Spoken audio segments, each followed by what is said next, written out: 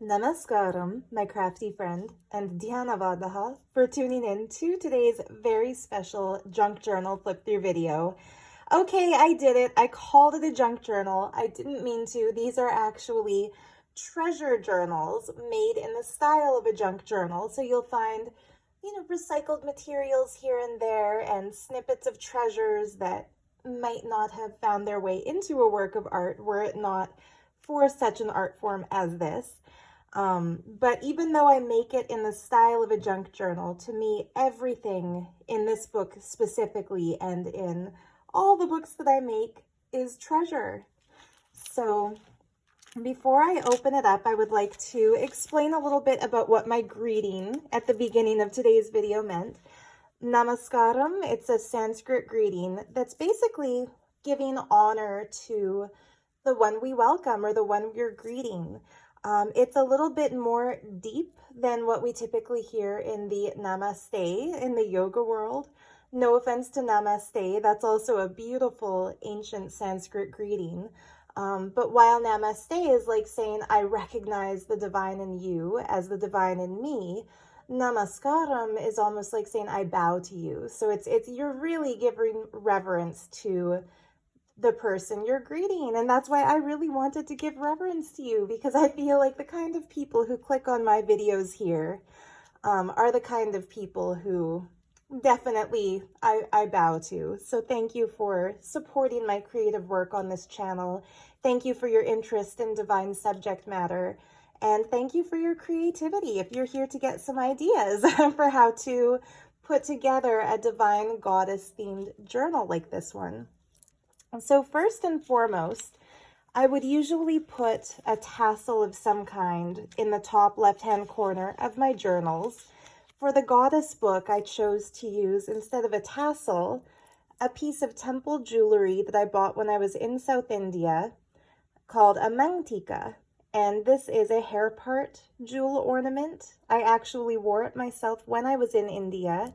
And when the bottom little golden ball piece broke off, I replaced it with a rudraksha.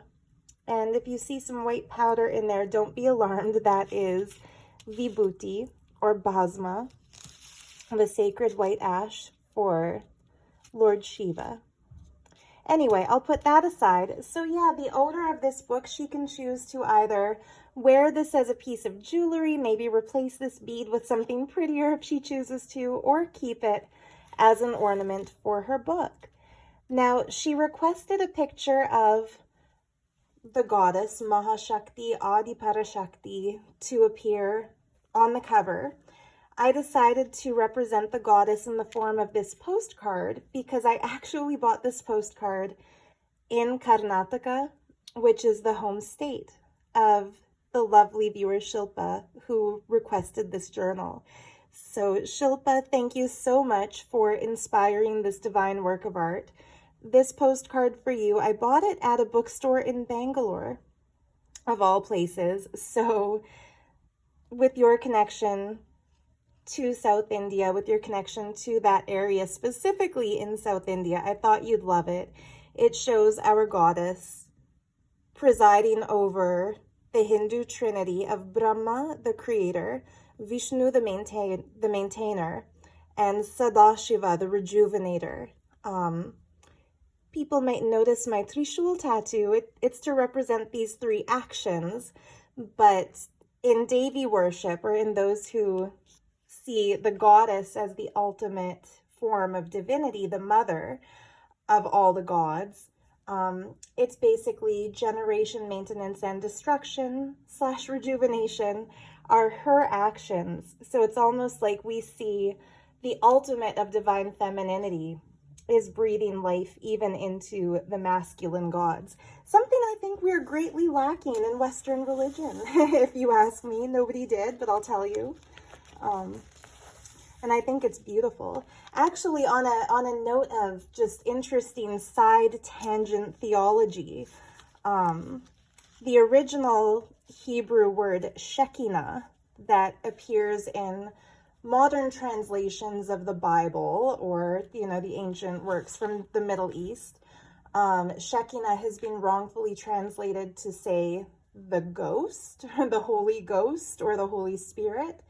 In actuality, it meant feminine energy, very similarly to Shakti. And if you think about it, well, at least when I think about it, father, mother, and son, or father, mother, and child makes so much more sense for a Holy Trinity than father, ghostly partner with the same the same designation, and progeny only in male form, right? Anyway, don't get me started on that in this journal. This isn't the time for that. But when Shilpa requested lots of goddesses, I was very excited to include them. Gaumatas, goddesses in the form of mother cow. Yet cursed is he who steals the milk calf's milk is my favorite of all the Vedas. Favorite of all the, I think it was in Manusmriti, but I'd have to look that up specifically. Here's one of my favorite pieces of ephemera, switching topics again. So I asked her if she's into jewelry, because this is something I included in one of my journals once that I thought would be just so much fun to include in this one too. It's diagrams depicting the different styles of ethnic earring worn by specifically tribal women throughout India. And my personal favorites are these earrings right here, because they have that gorgeous heavy gold tribal traditional style, but they don't necessarily require any extra piercings besides just the single hole in the earlobe. The chain kind of folds over the earlobe, or sorry, over the top of the ear, and then kind of fastens at the back there. So it looks like there's a lot of piercings going on, but there's just that one. I also really love how it looks with this part of the ear pierced. I forget what that little part is called. It was very fashionable for a while there. But yeah, when I traced these out of a book called Jewelry of India by Opie Untracked. It's one of my favorite jewelry books ever. And yeah, I just traced it on some tea-dyed paper to keep with our theme. Instead of coffee dyeing this paper, I dyed it with cardamom tea. So it would get that, if it's sniffed instead of smelling like coffee, it'll smell more like India. Just a reproduction of some beautiful Indian stamps. This is maybe my favorite piece of ephemera in here. I hope she has as much fun with it as I do. This is a piece of an actual temple-style earring that I bought in India, and I dangled some rudraksha seeds from it to imitate a girl's hair braid.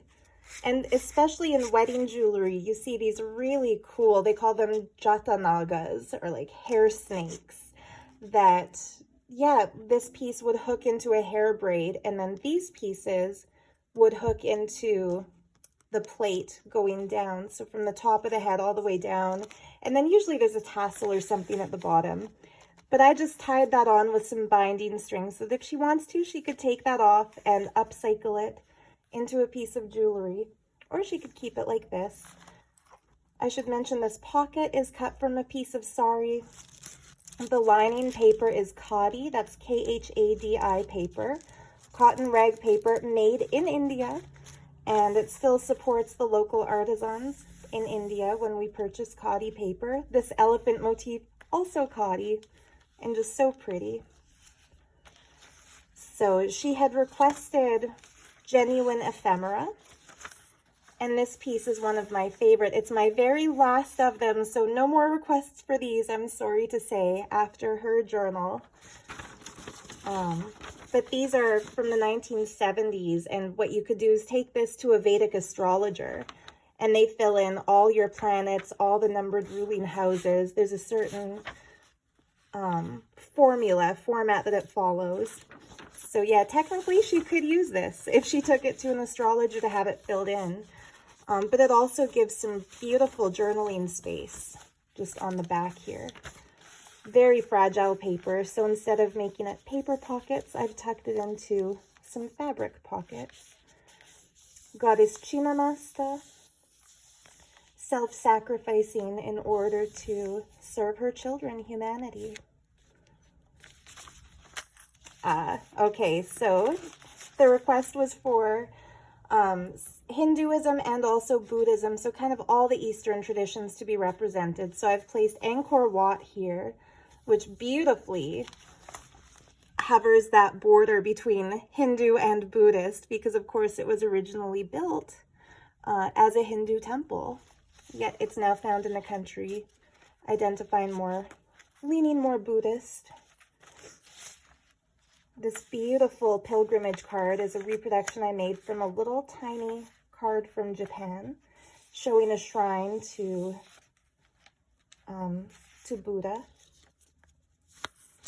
And then here is a cool reproduction I made of a page all about Buddhist ritual objects.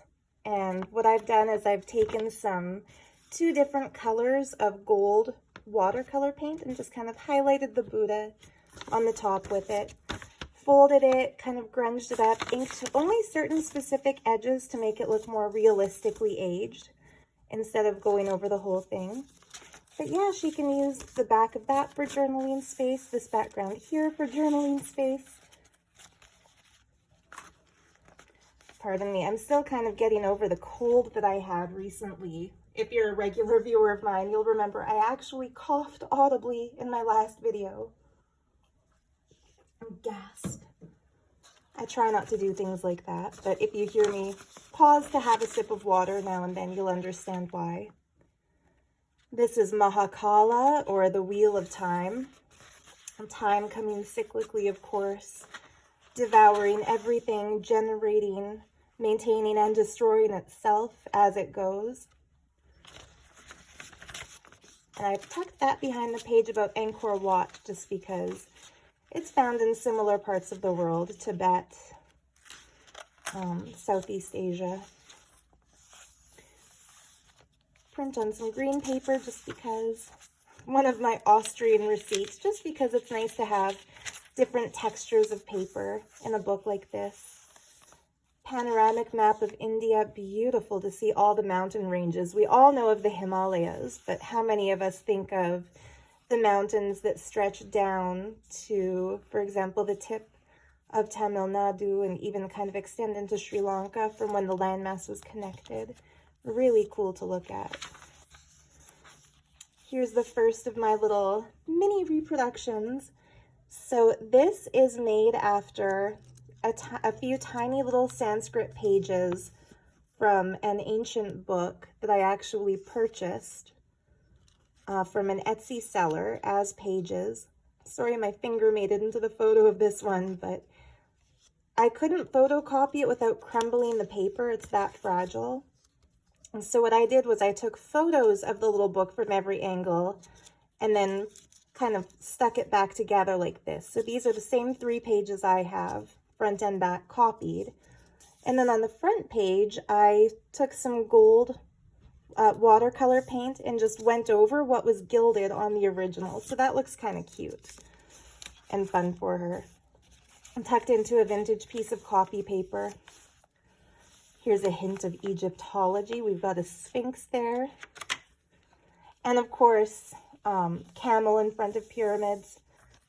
Think of how cool this book is going to look once she's drawn and written and colored or glued things down and pasted. Like this right here would be a great backdrop for a collage. I left a lot of space in this particular book for Shilpa to actually get creative in it, since that's the plan. Beautiful Davy. This piece of sari trim flips up and it reveals a beautiful veiled woman. Excuse me. I wasn't going to do that, but I'm so sorry. This cough is just so persistent. She's wearing just the most sheer, beautiful netted sari. And she looks more like she's from the time of the Mughal Empire.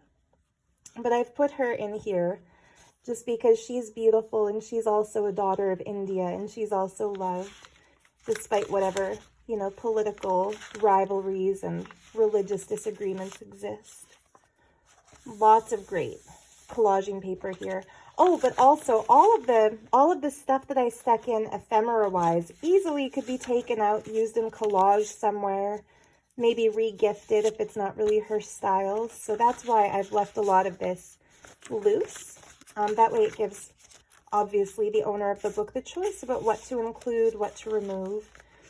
This is also just clipped in using a vintage photograph clip. So very, very cool clips since they don't scratch. It's just an old wine label that shows the Greek goddess Diana attended by one of her female attendants, just because it's kind of fun to show examples of the divine feminine from other cultures too. This page is kind of what I think my journals get a reputation for. It is a vintage ledger sheet. I kind of folded the bottom up and around so that it would fit the format of this book. And I've just pinned a large selection of embroidered sari trim samples here. And they're not only beautiful, they're also functional. So when she's filled this book with all the beautiful, magical things she wants to put inside it, she can glue those down as tabs. And that'll really make the sides of the book look beautiful. And that's the kind of thing, I started gluing those down in the journals that I sell, and then I started to think maybe I should just leave them loose. Since I'm not the one who's going to fill the journal, it would be nice to give some creative decision making to the owner who does. So, okay, we've reached, I would call this my favorite page in her journal. If you go to a traditional Hindu temple, the Garbha Mandir, or the Sanctum Sanctorum, where the deity is kept, is actually behind curtains. And the understanding is that this is for the privacy and the protection of the deity. So gawkers don't come around bothering the deity when it's time for the deity to rest. They do not see these as mere statues imbued with symbolic meaning. And to a practicing Hindu, the temple deity it's an embodiment of that which it represents. So it's not just a statue of a god or a statue of a goddess. It's a living vessel through which that god or goddess can express. So for example, you watching this video, listening to me like you, I'm talking to you, you are a living vessel made of flesh and blood, just like me. I'm a living vessel made of flesh and blood through which our consciousness expresses. And that consciousness, with its particular likes and dislikes, memories, experiences from this lifetime and from previous lifetimes, that makes us who we are.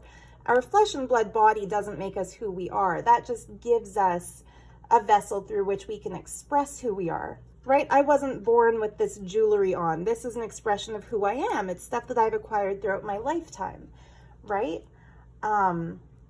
Somebody else could have been born into an identical body, but they would adorn it and decorate it differently as representative of their life experiences and likes and dislikes, right? So anyway, I don't mean to get into a huge ramble about this, but it's something I find fascinating about Sanatana Dharma, and that's why I like to share about it when I'm doing a book like this. So just to give context to this page that's my favorite here, the way we have personal biases and prejudices, sometimes against other people based on childhood trauma or things we've encountered in the media, or like one bad person we might have met or come to know about that, you know, kind of creates in us a barrier or a block against a certain person or type of person or people. That's like our human karma to work out.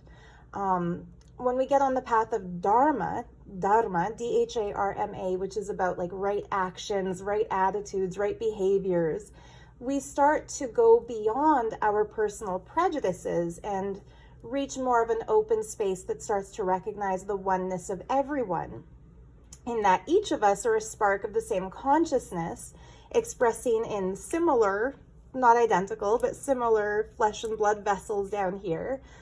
Each of us has our dharma that we have to live. Each of us has our karma, or our reserve of past experiences feeding into whether or not we live that path of Dharma, why is it that deities, instead of taking on the form of human bodies, why is it that they are energized into murtis, like metal vessels and sometimes carved stone vessels? Well, those vessels don't carry the same pain that the human bodies carry. They don't come with the same prejudices and inborn restrictions that our bodies carry. They don't carry the same loads of karma and ancestral karma that physical human bodies carry. And so they're able to be impartial when people pray to them. So why would I say, you know, sure, every woman is an embodiment of the goddess, every man can be an embodiment of the god, no problem, but don't worship a human and go straight to the god or the goddess. Why? Because even the most well-intentioned human who may think that he or she is an incarnation, maybe they really are an incarnation, who knows, but humans will always have flaws as long as we're in these human bodies. It's understood, right, that striving for enlightenment means seeking to overcome these flaws, but unfortunately, society makes us feel like even that has a selfish ulterior motive, right? Get enlightened so you can make money fast, or be a master manifester, or show off miraculous powers to make other people jealous. All of those things are like divergence that take people away from the path. The real perfection, or in my humble opinion, actual enlightenment means having such an explosive realization that we don't want to carry any prejudices against anyone, that we want to love and bless and elevate everyone equally, that we no longer carry any inhibitions when it comes to blessing whoever needs a blessing. And who needs a blessing? Everybody does. Okay, so there's my spiel about how I feel about murtis, and whether you believe in them or not aside, a lot of people do. And I think it's beautiful that they do. And I've had my own experiences with deities that I'll save for, you know, other videos, maybe when I talk about my personal journal and the things that I put in it. But I just wanted to put into context, when the deity is covered or veiled, it's not meant to be an implication that, you know, we aren't worthy of seeing the deity. It's more like, let's respect the time of this deity who has to maybe, you know, exist in those heavenly realms for a little while before we try to drag them back down into this earthly vessel through which they'll answer all of our human problems, right? Like it's kind of like rest time is when the temple murti is veiled. Anyway, I just think it's really a sweet tradition, and that's why the photo of an actual deity that I've put into this book, I decided to put behind a veil. So in India, they say when you raise the veil, it's like you're waking up the deity. So it's like saying a beautiful good morning to our pretty, pretty, pretty goddess here, who we see just covered in gorgeous ornate jewelry, draped in flowers. So sweet. And I decided to include this piece because it comes from Mysore. So that is in Karnataka. And I bought this actually from a vendor outside of Mysore Palace back in 2009. That's how long this has been in my collection. And it's now time to pass her on. And I've stuffed this pocket with a cool little printout that I made from my very favorite goddess book in my collection. It goes through the Tripura Rahasyam. It talks about the goddess in her many forms. And these are the forms of the goddess. Oh, and I'm sorry, I shouldn't dump things onto the goddess right after talking about how we honor her. Of course, this is just a photo. It's never been energized, but for this book's purpose, it's kind of a stand-in to represent the temple goddess. But yeah, these are the Sapta Matas, or the 7 mothers of Subramanyam, who's the son of Shiva and Shakti. Rather than being carried by a human mother, the divine child was carried by the 7 sisters, or the 7 stars of the Pleiades. And it's just fascinating because in modern sort of starseed, light worker lore, you know, all of these people who are having divine realizations or connections to the stars or getting into them. This has been there in the ancient Vedic tradition from time immemorial. So I thought it's cool to show a representation of the divine feminine personification of those 7 sisters, which we call them even in English, the 7 stars of Pleiades. Here's just some little note paper that smells amazing because I've always kept the notebook I pulled these pages from in the same place that I keep all the kumkums and bhasmas that I've collected from various Hindu temples in. And lots of journaling space is the other reason I chose to put them there behind our goddess. Now then, this swings open to reveal a layered pocket where the owner of this book can put things in just some beautiful fiery red colors. It'll look really nice, filled up with some more divine things. You know, maybe temple cards from temples she visits or pictures she takes. This is a really cool Chinese knot. And then on the bottom, a little Om, just to put in some more divine symbology. And now we're going to see the backs of all of those pages, so I won't pontificate quite as much as I go through these, or I'll try not to anyway. I love this image. More of a Bollywood matriarchal greeting here.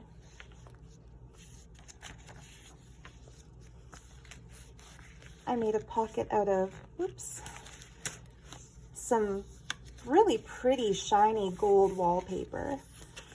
And in that pocket, I put Raja Rajeshwari, or Lalita Tripura Sundari. I'm sorry, calling her Raja Rajeshwari before I read the name. But anyhow, Lalita Tripura Sundari, she's the embodiment of all goddesses as the divine goddess. I was going to put this as the cover image. And the only reason I decided to go with this one instead is that this one is glossier, thicker, heavier cardstock, and I wanted to keep this print safe. It's just on, you know, it's on some linen textured ivory colored paper. Very pretty. Here's a page from a book that I bought of all places in Waterton Lakes National Park. It shows Meenakshi, who's the goddess of Madurai, but it's a statue of her erected in Malaysia at the Batu Caves. Really pretty. And some really cool peacock illustrations on these. I'm going to cut some borders off of some of these other pages from the book. You know, pages that are just lists and lists and lists of names of people who donated money for the book to be printed. I can cut the peacocks off those pages and use them in something I make for my friend May. And so here are the other goddesses that I printed out of my favorite book. By the way, let me know, would you be interested in a printable set of goddess cards like these ones if I were to redraw all of them? I'm thinking of redrawing them and coloring them in with watercolor paints maybe, because it would be nice to honor all of them. So these goddesses are the 16 Kalas, or sorry, the 16 Nitya Shaktis, or the 16 powers of the goddess Lalita. So this is Lalita, and then these are like the energies she carries. So each one represents an iteration of her, an aspect of her, but individually personified as well. So Bhagamalini, Nitya Klina, Mahanitya, Kameshwari, Shivaduti, Vajreshwari, Vanivasini, Bherunda, Twarita, Kula Sundari, Nitya Nitya. Look at all the heads and all the faces. Eternal Eternity, Nilapataka, Vijayanitya, Sarvamangala. This one's really going to test my pronunciation skills. I would say Jvalamalini, but I could be wrong about that. Chitra, Bhagamalini. There we go. We're back to the beginning. Kameshwari. Yeah, they're just so gorgeous. Anyway, it's interesting from a Western perspective. And of course, I was born Catholic in a French Catholic family. So I came across all of these things later in life. From a Western perspective, it might be a little bit shocking to see the forms of the goddess personified and made into a human way, especially growing up in a religion that calls the goddess a ghost, you know, a holy ghost, but a ghost nonetheless. To see her alive and well in the Hindu tradition is just stunningly beautiful. I'm looking for the page where I put the picture. Oh, it's right here, of course. The 7 goddesses, yeah, from the Pleiades. And I can't help but notice, like, one of them is the boar-headed god, or the pig-headed god. And we also see goddesses, sorry, pig-headed goddess. We also see forms of the goddess like Gaumata, like the goddess in the form of a mother cow. And I think it's very, very cool that Adi Parashakti, like the divine goddess who takes the forms of these goddesses, to her, a pig is not like a lowly, disgusting life form that, you know, it's so sad in our culture. You'll hear people refer to an abusive man as a pig, you know, or somebody they don't like will be called a pig. But pigs are divine too. They're life, they're intelligent, they're smarter than dogs, by the way. And that's not out of Vedic lore, that's out of modern science. Like, it's been found that pigs are more intelligent than dogs.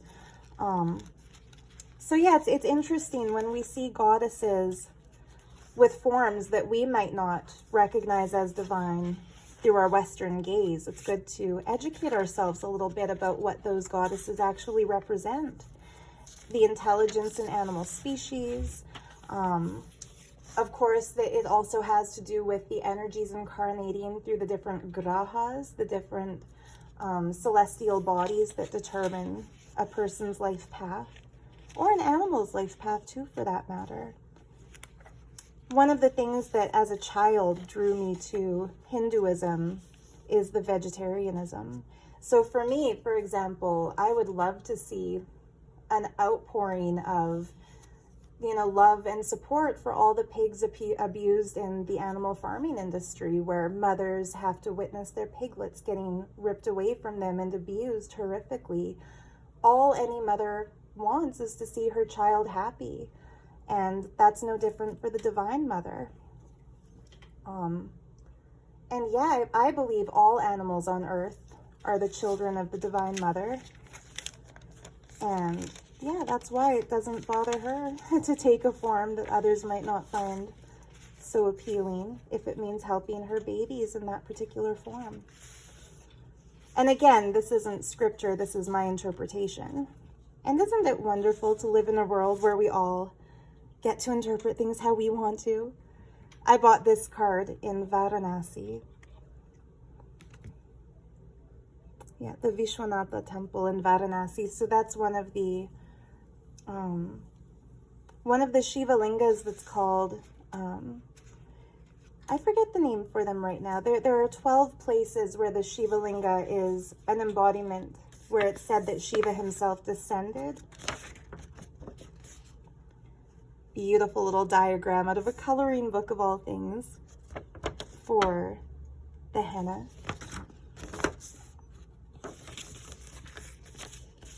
That's gonna bug me now, the name for those. It happens sometimes when we're filming a YouTube video. So this pocket is made out of some Tibetan prayer flag.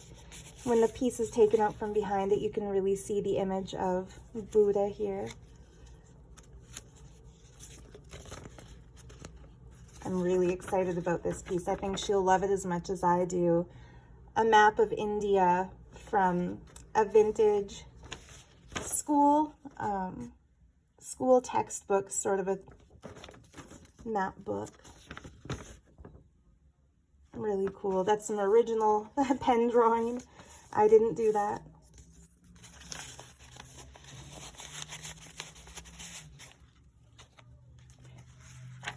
You know what? that. It looks like I've given her Diana twice. So maybe one to keep, one to re-gift. Just a fun book page that shows some variations on pyramid architecture, from the Great Pyramid to the Stepped Pyramid.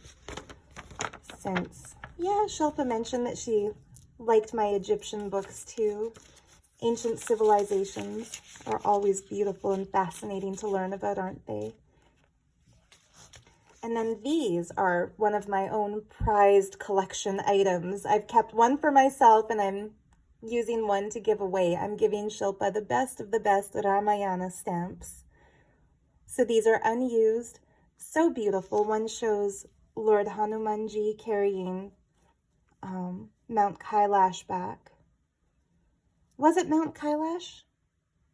I'm second guessing myself about that now. Anyway, he flew to the Himalayas to retrieve a Shiva Linga for Rama and Sita to worship after she was safely retrieved from the demon who had kidnapped her.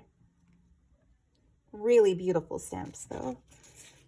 And the pocket that these are in was part of a book cover for a book about musical instruments, as it shows the girl beating this unusual drum here in a Ras Leela scene. Lots of great space for collaging. Beautiful lady changing her sari with the help of some Deva Devatas, divine attendants. More pocket space and collage space. Okay, and the last pocket. So Shilpa, as my gift to you, this is a gemstone painting that I had made to put on a cover of a goddess-themed book, but you could use this as a desk ornament or glue it down on a school binder or put it in a frame, even if you wanted to have it framed. It's the goddess Lakshmi in the center with citrine, garnet, amethyst, and blue kyanite. My regular viewers know I always love to include some gemstones with every book. So these are gems for manifesting wealth, and for every student, I know that's a very important must. Physical vitality, energy, and stamina, also a must for students. Amethyst is more about our divine connection, our spirituality, our connection with the goddess. My dear friend Jason Adams, he made a video yesterday about amethyst, and it inspired me to wear my amethyst bracelet and start collecting amethyst a bit more. It's such a gorgeous stone, and the fact that I now know through his video that it's also a stone of the goddess makes it even more special. And then blue kyanite is a great stone for psychic awareness, opening that third eye chakra, learning to discern divine messages versus less so. And then this page out of a book about Egyptology shows a chariot going into battle. And it just reminded me, of course, of the story of the Mahabharata, the Bhagavad Gita, specifically when Lord Krishna is the charioteer with Arjuna, explaining to him the importance of living his dharma, playing his role, doing what he came here to do, which is such a wonderful thing to meditate on. And it's kind of cool to see something reminiscent of that, but from a different culture in a different context. And this Shilpa is another little gift for you. I'm tucking it into here. It is a piece of genuine papyrus from Egypt. So that's what those old Egyptian manuscripts would have been written on. And that comes out of my grandmother's collection. She brought, well, not even her collection. She brought it back for me when my grandparents went to Egypt. I'm just going to rudely leave the camera here for a minute. I'll leave the temple, I'll leave it open so you can see the goddess while I step away for a minute. There's one piece I have that I just forgot to tuck into the book that I'm going to grab right now. So I'll be right back.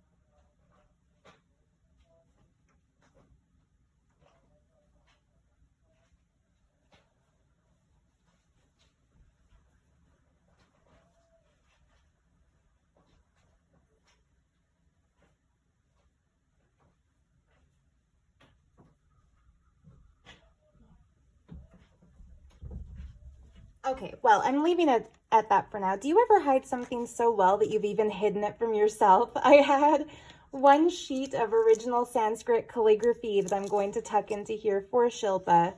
I've got 2 left. One is mine, one is hers. No more after that, unless the gods of Sanskrit, maybe Mata Saraswati, smiles on me and sends some more. But for now, I'll leave it at this. So I hope you enjoyed the flip through of this book. Dear Shilpa, I hope it meets all of your expectations for what this book could be. I know it's going to be infinitely more beautiful when you fill it up with your devotion and your thoughts and your prayers and your intentions or your research or whatever it is you choose to use it for. I'm also going to include a beautiful picture of the goddess Saraswati, from whom we've received the sacred Sanskrit language and so much of the beautiful culture here on Earth. Speaking of star seeds, her name means the essence of Arcturus, and I think that is just such a beautiful note to leave this on. More about all of that in future videos, but meanwhile, so much love to you. Twam kamayami. I love you all. Thank you so much for watching, and we'll see you in the next video. Bye-bye.